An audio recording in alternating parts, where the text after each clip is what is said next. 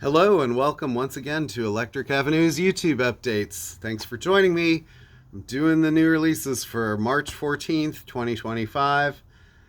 First thing, I want to take a minute and say thank you to everybody who's been supportive of us in our journey as we're approaching 12 years here. It's been 5 years this week since the lockdown for the pandemic, and we were closed for 3 months, and we've been very fortunate that we escaped that situation and actually grew from it when people sort of discovered how much they really loved playing records again. So I thank you to everybody who supported us along the way. We could not have done this without you. It's very, very touching and meaningful to us. Um, yeah. So, and then the other thing I want to mention is this video might be a little short today. It was going to be longer.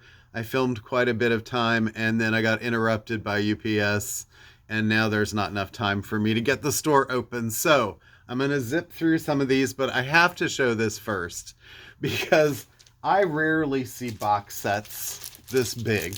And you know I like to start with box sets. So this week we have, and this one's already spoken for, and I can't get any more. So if you missed the pre-order, I'm sorry. But Ozzy Osbourne, and this is basically his complete recorded works. 17 albums, some live, some studio, most studio. That thing is probably about 30 pounds. It's $600. So yeah, that's a big thing. So I just wanted to show that. It's called "See You on the Other Side." They'd pressed a version of that a few years ago, and people were not happy with the sound quality, so they've redone it completely, and hopefully this one is more agreeable. All right, let's see. Other new releases this week. Another box set. Fish, a live one, is getting a reissue. This is their first live record. It's a 4-record set, 1995. It's solar garlic color vinyl, so solar but kind of whitish. Lacquers cut from the original half-inch flat masters by Chris Bellman at Bernie Grunman Mastering. Let's see. There's that. Jimmy Page and Black Crowes. This is a reissue of the Live from the Greek, and it has been out before, but this is a completely different reworking of this. This is the 25th anniversary 2 LP best of from the legendary LA Greek shows, 15 remixed and remastered tracks with never released before Led Zeppelin and Black Crowes classics, limited editions, Decepticons color. I think the color is very, of the vinyls, kind of a grayish marbly color. But anyway, so it's a 2 LP now. There's a 3 CD version that has more than what the original had. It's got all 36 tracks that were left off. 16 were left off the original ones, so there's quite a bit more there.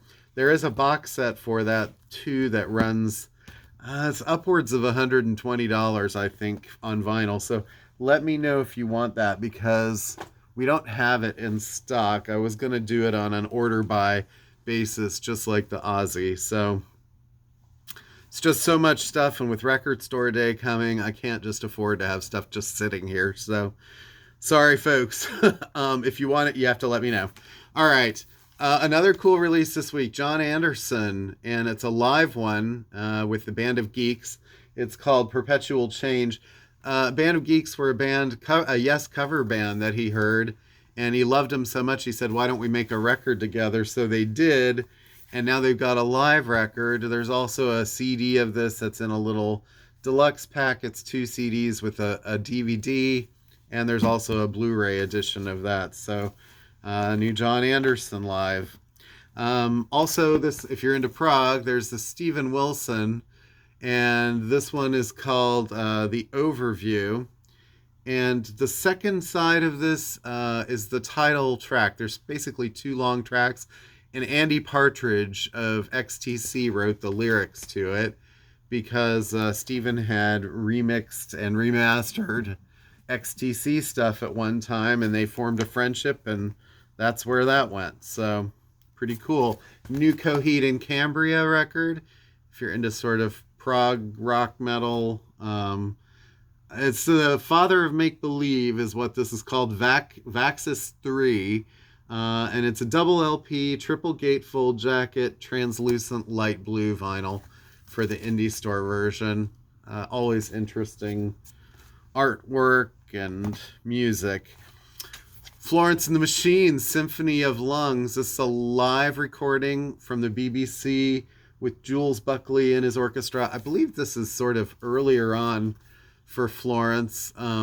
This has Cosmic Love, Falling, Dog Days Are Over, Swimming, Drumming Song, I'm Not Calling You a Liar, earlier stuff. Earlier Studio. All right, some jazz reissues. Joe Pass Virtuoso. This was done by the OJC, Original Jazz Classics. It's part of their series. Produced by Norman Granz and lacquers cut by Kevin Gray at Coherent Audio. So the same guy that does all the Blue Note reissues. And also of note, that same kind of company that has affiliated with each other, Kraft Recordings, has been doing an acoustic sounds. They've been doing a blues series now called Bluesville. And this is Lonnie Johnson with Elmer Snowden, Blues and Ballads. And this is just like a trio of blues artists with electric guitar, bass, and vocals, no drums. So it's very rootsy, but these are incredible sounding pressings. It's like they're in the room with you. The other one, because they usually do them in twos, Mississippi John Hurt's Today. And these were cut by Matthew Luthans at the Mastering Lab. He's basically Kevin Gray's cohort there. On Verve by Request, we've got Archie Shepp's The Magic of Juju. Now, Archie's much more sort of fusion and avant-garde, so and funk a little bit. So who knows where that's going to go. I have not heard it. I think it's a pretty rare record. I've only ever had like 2 or 3 of them in the store. Marion Brown's Vista.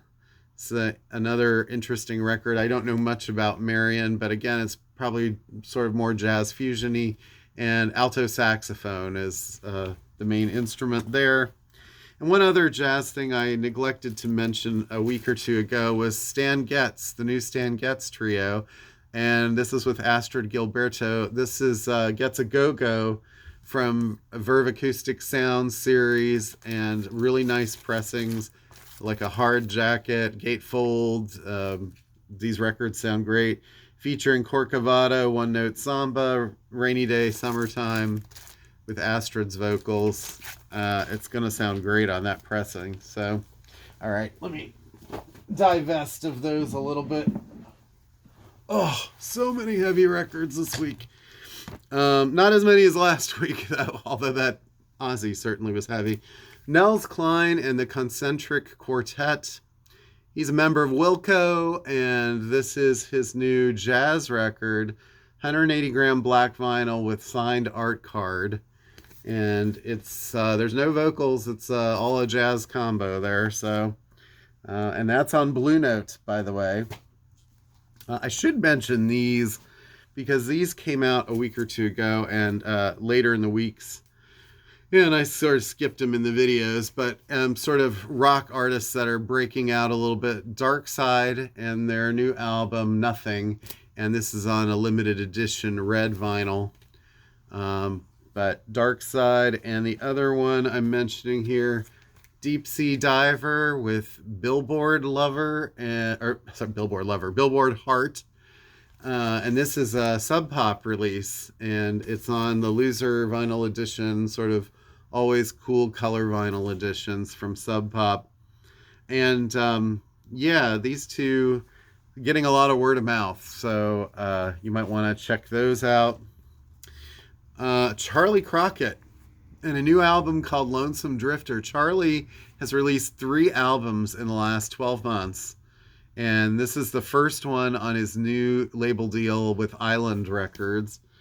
Features songs like The Death of Bill Bailey, Life of a Country Singer, Jamestown Ferry. He's a very traditional sort of country singer songwriter. So if you're into the older stuff, Hank Williams and that kind of thing, you might want to check him out. Clipping and their new record, they're sort of an experimental hip hop trio, and this is the loser vinyl edition of this also on Sub Pop. And they've been compared to like everyone from Eminem to My Bloody Valentine to Death Grips, so they kind of are like cross genres type band. But so you might want to check them out if you're into hip hop.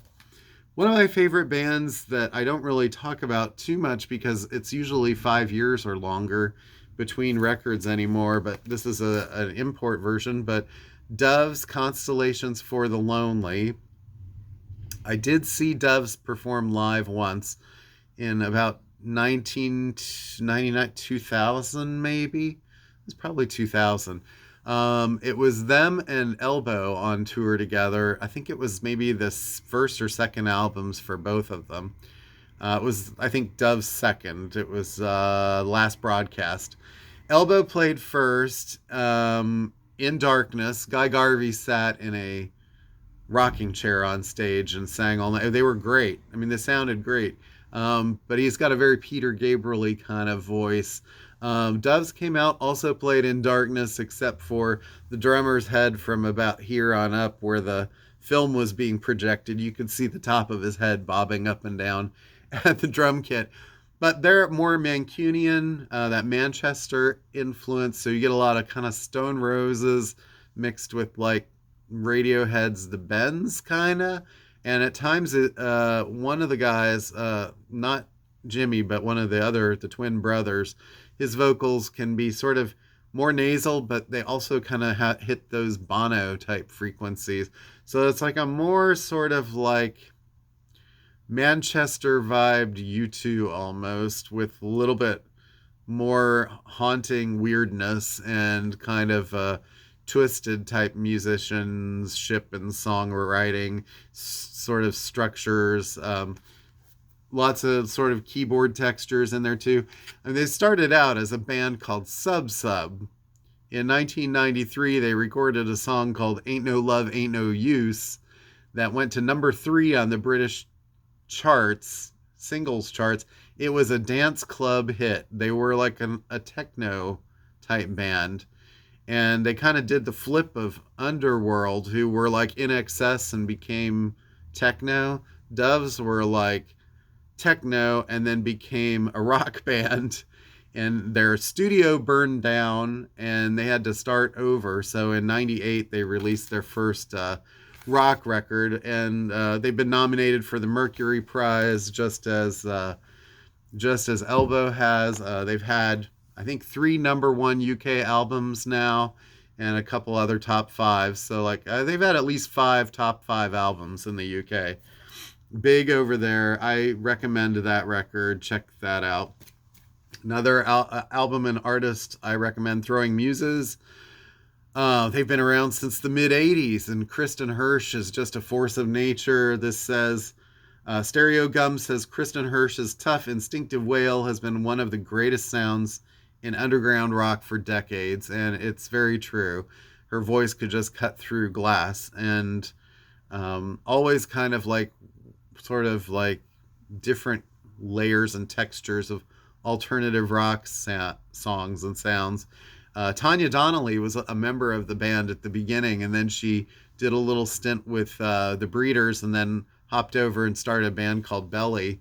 And they're out on tour this year, doing a reunion tour and celebrating the anniversary of their album King, which is being released on Record Store Day, as is a Throwing Muses live record. So there's a lot of kind of tie-ins there, but you'll see those on Record Store Day. Dorothy and her new album, The Way.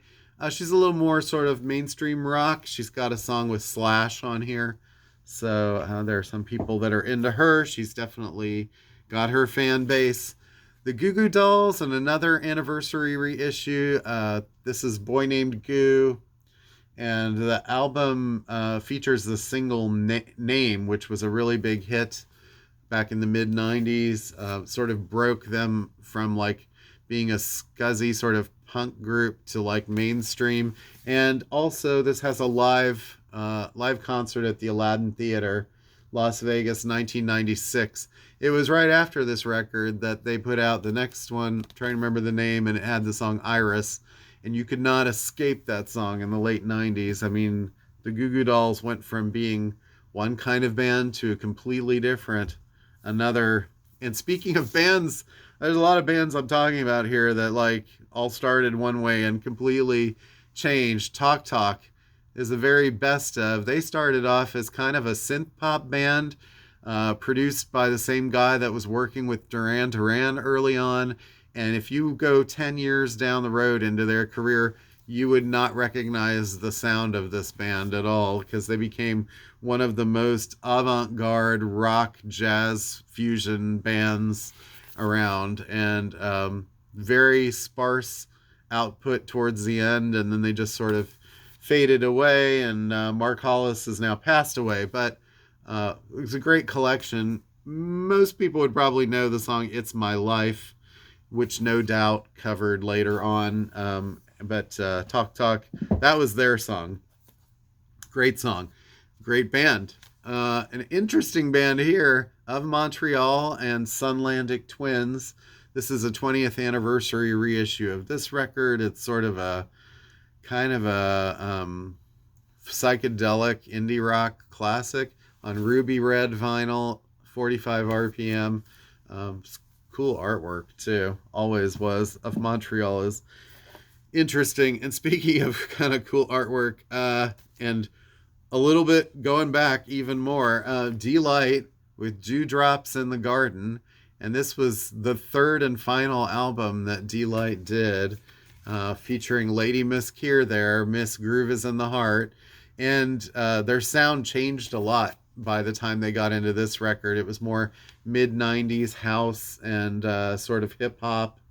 And they kind of sort of just broke up after this record, which was a shame. She did some sort of background singing for people, but didn't really seem to get a solo career going for some reason. But she's still a New York personality, and great band. Miss them. Delight, Dewdrops in the Garden. And another sort of dance classic already, Sophie Ellis Bextor, Songs from the Kitchen Disco. And Sophie blew up again about a year ago when her song Murder on the Dance Floor, a 20-year-old song, was used at the end of the movie Saltburn, where the main character was dancing in the nude for quite a bit. And anyway, such a great pop song, but and it's kind of obviously a dance song too. This has a lot of her older hit. I mean, she's much more popular in England than the US, but she definitely has a cult following here. This features cover versions of Do You Remember the First Time, which was a song from Pulp, and True Faith, which was a New Order cover song. Also, let's see, this has Take Me Home, which was her cover of a Cher song, but it's completely sort of reworked, different lyrics, and sounds kind of the same, but different unexpected lyrics. So those are the new release records for the week. Tonight, if you're watching this video now, you'll probably be like, oh crap, I missed that. But next week, the new My Morning Jacket album will be released officially, and we had a listening event tonight, as the store was closing, to play it for the first time. So if you want to ask what it sounds like, and you missed that, we can give you some information, hopefully. But yeah, so that's coming out the 21st. Then you'll be able to buy it. My recommend for the week. Yes, I'm already to the recommends because, as I said, UPS interrupted and I'm like, my time is short. So I'm going to recommend one of my favorite albums of the 80s, because I'm always kind of like a kid of the '80s. But this record to me was kind of a big record because I've been sort of listening to a lot of British new wave, but this one had sort of like that darker edge that I was looking for, that had some of more of the influence of the sort of underground and the like sort of industrial music, but still had a very sort of pop rock melodic sensibility. And that is The's Infected. And sometimes this album gets sort of like passed over for the two albums that are on either side of it. It's probably my favorite record of theirs, his, mainly Matt Johnson. And it was his record that he did uh, mainly with people like Guy Barker playing trumpet. You had Zeke Manyika and Tessa Niles on vocals, Louis Jardin on percussion, David Palmer, who'd played with ABC, pounding away on the drums on this record. Lots of heavy drumming. Warren Livesey did most of the production, I believe, and Gary Langan, who Gary had associations with Trevor Horn and ZTT Records, and was kind of influenced or worked with like the Art of Noise people. Anyway, also Steve Hogarth plays on this too, piano. So this is like, I don't know. Matt Johnson was just such an interesting person, and has a brilliant artistic mind. And this album, 8 tracks, a lot of sort of political stuff, what was going on in the '80s, Thatcherism and all that. I love the artwork that was done by his brother, who's sadly left us. But Infected, the song that starts the album, is just kind of like a sort of a precursor to what like Nine Inch Nails would kind of be later on. It was very sort of edgy for its time, lyrically as well. But every song on here is sort of kind of like somebody sort of spinning out of control. And so the second song, Out of the Blue Into the Fire, is kind of more of a slow, funky track and has these cool female vocals, which I believe are Tessa Niles. She had sung also on ABC's Lexicon of Love on the song Date Stamp. So she's kind of like the backing vocalist for many, many of these bands. But Matt really has a singular version of his vision of the UK, Heartland in particular, where he keeps name checking England as being the 51st state of the USA. Couldn't be more prescient than it is right now as far as what's going on with our politics here, and someone keeps calling Canada the 51st state. Angels of Deception is a little bit more sort of like kind of a twisted sort of like arrangement. It's sort of a lot of rises and falls. There's a lot of electronics on this record, but there's also a lot of real instrumentation, a lot of acoustic and electric guitars. Sweet Bird of Truth is a song sort of about a pilot who's losing control of the aircraft. Slow Train to Dawn, a duet with a very young Nana Cherry, who I think at the time she was in that a band called Rip Rig and Panic, and she hadn't even gone solo yet, so Buffalo Stance had not happened yet. And then Twilight of a Champion is a little bit more jazzy. It's kind of a throwback to like 30s type sounding, 40s sounding, a lot of kind of swing beats and horns and stuff. And then the Mercy Beat, the last song, is just sort of a pummeling, driving, lots of horns, and it's such a great album. I think it gets sort of lost a little bit. It was on the Some Bizarre label that, or it was licensed from there, which was run by Steve-O. he discovered like Soft Cell, and did early compilations with Depeche Mode and Blancmange, and lots of just really great artists that went on to become really big artists. So anyway, it had been about 25 years of silence from Matt until last year when he released his new album, and Ensoulment. And it's a much quieter Leonard Cohen-ish version of the Now. But I highly recommend Infected. If you've never heard it, you might need to listen to it a couple times, because I don't know if your like 25 ears could adjust to it if you're a certain youthful age, but a great album. And really the one that sort of took him to a more polished kind of sound after Soul Mining, which was pretty polished but still had a little more indie quality to it before this. You would know the song Maybe This Is the Day from that album. This is the day your life will surely change. Great lyrics, great song. But I love Infected too. All right. Thanks so much, guys, for watching. And have a great week. I'll see you next week. Next week we'll have My Morning Jacket for sale. And peace and love. Take it easy. Till next time.